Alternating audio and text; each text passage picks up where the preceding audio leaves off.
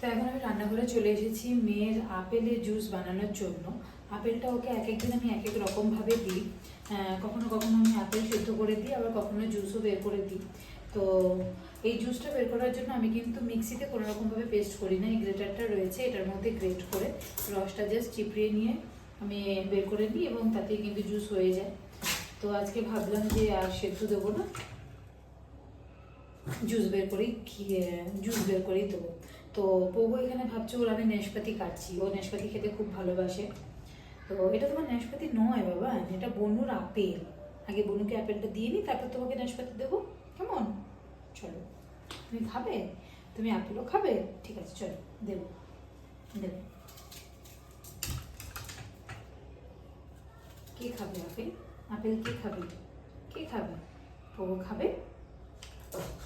আরে বাবা, আরে বাবা, আরে বাবা, আরে বাবা, আরে বাবা, আরে বাবা। চলো চলো দেবো, চলো চলো চলো চলো চলো। তোমার বাটি কোথায়?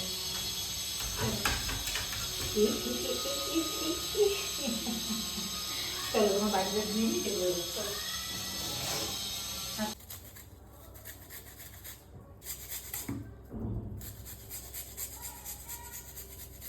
তো দেখো এতটা পরিমাণ জুস কিন্তু বেরিয়েছে। এবার এটাকে আমি ছেঁকে তারপরে ওকে দেবো।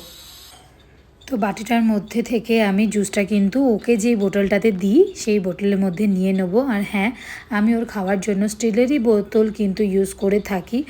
এমনিতে ডাক্তাররা বলে যে প্লাস্টিকের বোতল ইউজ করতে না, সেই জন্য ছোটোবেলা থেকেই কিন্তু আমি কাঁচ কিংবা স্টিলের বোতলই ইউজ করি।